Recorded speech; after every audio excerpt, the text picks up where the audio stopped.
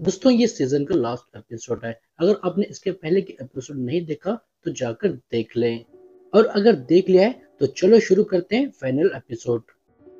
Episode की शुरुआत में हम देखते हैं शेरिफ सारा को लेकर जंगल के अंदर जाने लगते हैं और उससे पूछते हैं, तुम्हें वो आवाजें कहती है लोगों को मारने पर तुम घर जा पाओगे, क्या सच में तुम्हें उन पर यकीन है? तो वो कहती है, मैं इस बारे में बात नहीं करना चाहती। तो शेरिफ गुस्से से उसे कहते हैं, तुम्हें बताना पड़ेगा। उन आवाजों ने तुमसे ऐसे क्या कहा? तुम एक छोटे से बच्चे को मारने वाली थी। वो इसका भी जवाब नहीं देना चाह रही थी, लेकिन यहाँ पर शेरिफ उसे फोर्स करते हैं। तो वो कहती है, वो आवाजें मेरे से कह रही थी अगर मैं उस बच्चे को नहीं मारती तो मेरा भाई मारा जाएगा और हम सब भी मारे जाएंगे। जो सुनकर शेरिफ हैरान होते हैं और अब ये दोनों फिर से आगे बढ़ते हैं और काफी दूर चलने के बाद उन्हें एक पेड़ मिलता है जिस पर बहुत सारी बॉटल्स लगी हुई थी, जो देखकर इन्हें लगता है इनसे पहले भी यहाँ पर कोई आया था और उसने शायद बॉटल में इनके लिए कोई मैसेज छोड़ा होगा। तो शरीफ देखने के लिए उन बॉटल्स को नीचे उतारने लगते हैं और तभी सारा को कुछ होने लगता है और वो बड़बड़ाने लगती है, नहीं नहीं नहीं। जो देखकर शरीफ को कुछ भी समझ में नहीं आ रहा होता और यहाँ से सीन कट होता है, हम टॉन में देखते हैं। यहाँ पर एक लड़का फाइट कर लेता है जिससे डोना बहुत दुखी होती है और अब यहाँ पर जिमी लोगों को लेकर रेडियो टावर बनाने लगता है और यहाँ पर एलिस फातिमा से बात करने आता है। वो उसे कहती है, रेडियो टावर बनने की खुशी तो हो रही है, इससे हम घर जा पाएंगे, लेकिन डर भी लग रहा है हम पहले जैसे नहीं रहे, क्योंकि ऐसे हालात देखकर हम कैसे नॉर्मल रह पाएंगे। जो सुनकर एलिस उसे समझाने की कोशिश करने लगता है, लेकिन वो वहां से उठकर चली जाती है। और दूसरी तरफ हम देखते हैं जेमी अपने बच्चों से कहती है, मैं घर जाने के बाद बहुत सारे टेस्टी खाना मंगवा कर खाऊंगी। और वो उन दोनों से भी पूछती है वो घर जाने के बाद क्या करेंगे। तो जूली कहती है, मैं बस अपने बेस्ट फ्रेंड के साथ टाइम स्पेंड करूंगी। लेकिन ईथन कहता है, मैं चाहता हूँ बस हम साथ में खुश रहें जैसे हम यहाँ पर रहते हैं। ये बात सुनने में तो बहुत छोटी लग रही है, लेकिन ये बात बहुत गंभीर है, क्योंकि असल दुनिया में किसी के पास टाइम ही नहीं है अपने परिवार के साथ स्पेंड करने के लिए।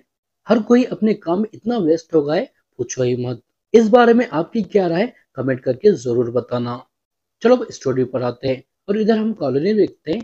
इन लोगों को पता चलता है जिन बैटरियों की मदद से ये रेडियो ऑन करना चाहते हैं वो डेड है और इनके पास रेडियो को ऑन करने के लिए दूसरा कोई ऑप्शन भी नहीं है। और यही बात जेड जिम को बताता है, मगर जिम उससे कहता है वो कोई ना कोई रास्ता जरूर निकालेगा और रेडियो को ऑन करके रहेगा। और दूसरी तरफ हम देखते हैं डोना को दुखी देखकर केन उससे बात करने जाता है, लेकिन वो उल्टा उससे ही गुस्सा हो जाती है और कॉलोनी के लकड़ियों को तोड़ने लगती है। जो देखकर ये लोग फिर से उसे समझाने की कोशिश करते हैं तो उनसे भी गुस्सा होकर बार में आती है और केन भी उसके पीछे आता है और उससे कहता है, मैं जानता हूँ अब उस लड़के की मौत से दुखी है।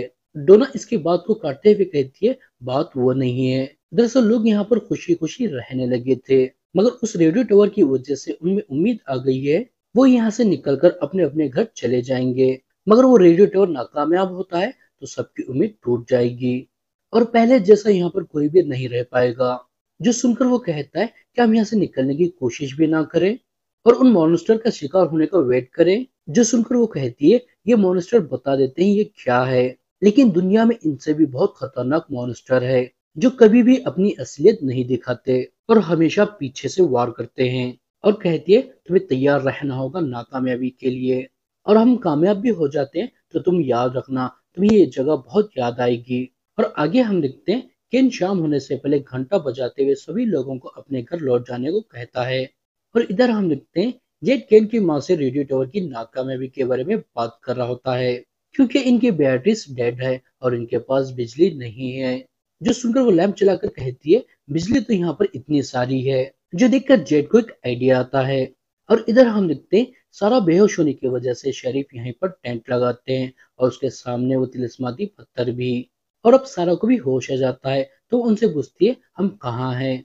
तो वो कहते हैं, डरो मत, हम सेफ है। और कहते हैं, मैंने एक बोतल को नीचे उतारा है जिसमें मुझे एक पेपर मिला है और इसमें लिखा है 1864। पता नहीं इसका क्या मतलब है। सारा उनकी बात को काटते हुए कहती है, हमें टाउन वापस लौट जाना चाहिए, क्योंकि मुझे इस बार जो आवाजें आई थी वो अलग थी और इस बार मुझसे एक लेडी ने बात किया है और उसने मुझे कहा है मिस्टर जुगाड़ो से कहना मैं गलत थी। जो सुनकर शरीफ हैरान होते हैं और तभी यहाँ पर कुछ आता है और उनके टेंट को जोर जोर से हिलाने लगता है और वो अचानक से रुक जाता है और उनके सामने एक तेज रोशनी आती है।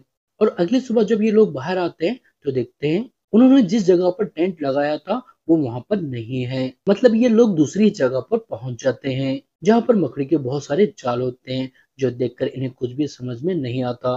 और यहाँ पर सारा शरीफ से पूछती है ये मिस्टर जुगाड़ू कौन है। तो वो कहते हैं मुझे इस नाम से मेरी वाइफ बुलाती थी। इसका मतलब क्या सारा के साथ ऐबी बात कर रही थी? इन्हें कुछ भी समझ में नहीं आता।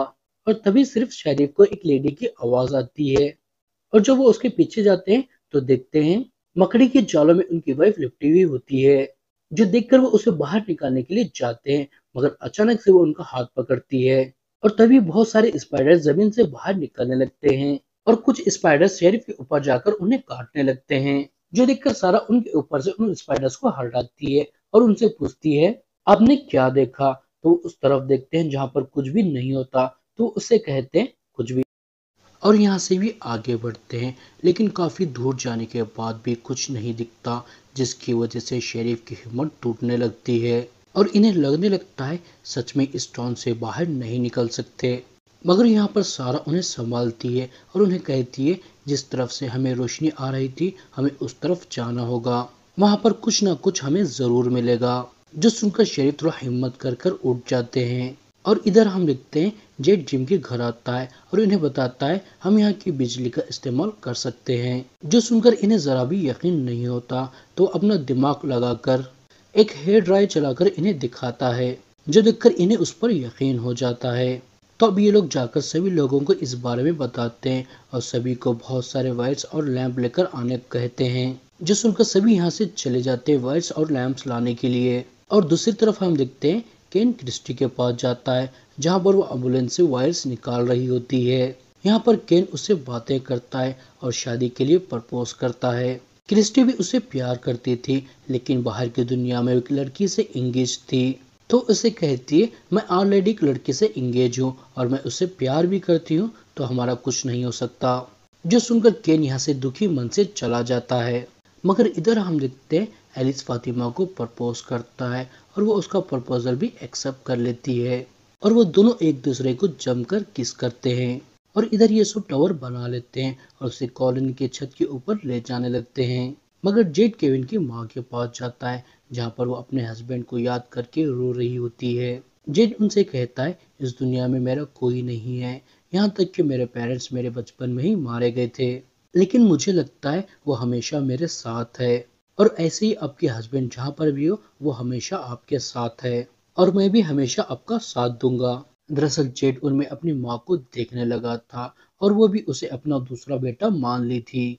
और इधर हम देखते हैं क्रिस्टी केन के पास आती है और उसे कहती है मेरी इंगेज जिस लड़की से हुई है वो बाहर मेरा वेट कर रही होगी या नहीं, मुझे उस बारे में पता नहीं है, लेकिन मुझे इस बारे में जरूर पता है मैं हमेशा तुम्हारे साथ बहुत खुश रहूंगी।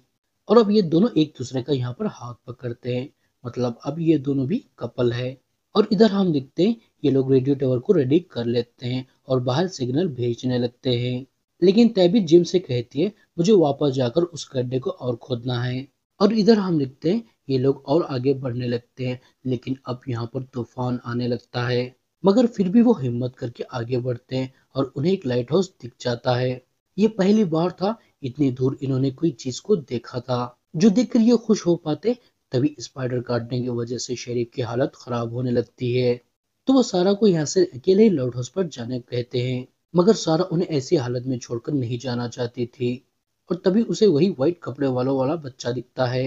वो सारा से कहता है वो तुमसे नाराज है तो तुम्हें छुपना होगा, और वो एक तरफ इशारा करता है जहाँ पर वही टेलीपोर्ट वाला पेड़ होता है, जो देखकर सारा शरीफ को वहां पर ले जाती है और उन्हें उसके अंदर जाने कहती है। तो शरीफ उसे पूछते वो क्या करेगी, तो उनसे कहती है वो भी उनके पीछे पीछे आ रही है। मगर हम देखते हैं शरीफ जैसे ही उसके अंदर जाते हैं वो एक कुएं जैसी जगह पर फंस जाते हैं और वो जोर जोर से हेल्प मांगने लगते हैं और सारा को आवाज देने लगते हैं। मगर पता नहीं सारा टेलीपोर्ट होकर कहाँ चली गई है। और अब इधर भी तूफान आने लगता है, जो देखकर डोना जिम से कहती है तूफान वो सारी चीजें बर्बाद कर दे, इससे पहले वो उसे अंदर चलने कहती है। मगर जिम यहाँ पर एक बार ट्राई करना चाहता था, जो सुनकर वो भी उसकी मदद करने आती है। और यहाँ पर वो ट्राई करने लगते हैं और एक आदमी से उनका कनेक्शन हो जाता है। मगर वो आदमी सामने से कहता है, क्या तुम जिम हो? जो सुनकर जिम हैरान होता है, क्योंकि सामने वाले को जिम का नाम कैसे पता हो सकता है। और वो आदमी यहाँ पर नहीं रुकता, वो जिम से कहता है, तुम्हारी वाइफ को गड्ढा नहीं खोदना चाहिए था। जो सुनकर जिम डर जाता है और यहाँ से तैबी के पास आने लगता है। और इधर जब तैबी गड्ढा खोद रही होती है, वो अचानक से नीचे गिर जाती है, जहाँ पर और एक खोखला गड्ढा था और वहां पर वो वायर लटक रहे थे। जो देखकर वो हैरान हो पाती, तभी उसके पास विक्टर आता है और हमें यहाँ पर पता चलता है वो वहां से टेलीपोर्ट होकर यहाँ पर आया था। यहाँ पर विक्टर तैबी से कहता है, वो व्हाइट कपड़े वाला लड़का मुझे बताया था तुम यहाँ पर आओगी, और कहता है हमें यहाँ से चलना होगा क्योंकि वो मॉन्स्टर यहीं पर सोते हैं। जो सुनकर वो कुछ रिएक्ट कर पाती, तभी ऊपर की रेत और ईंट नीचे गिरने लगते हैं। मगर यहाँ पर विक्टर उसे हटाकर बचा लेता है। लेकिन तभी यहाँ पर जिम आता है और उस गड्ढे को देखकर उसे लगता है तभी वहां पर फंस गई है। और इसी के साथ ये एपिसोड और ये सीजन यहाँ पर खत्म हो जाता है।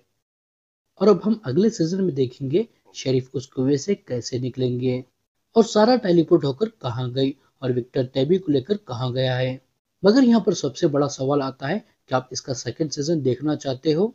अगर देखना चाहते हो तो हमें कमेंट करके जरूर बताएं और इस वीडियो पर 1000 लाइक करें, जो देखकर हम समझ जाएंगे आप इसका सेकंड सीजन देखना चाहते हो। तो हम भी आपके लिए इसका सेकंड जल्द से जल्द लाएंगे।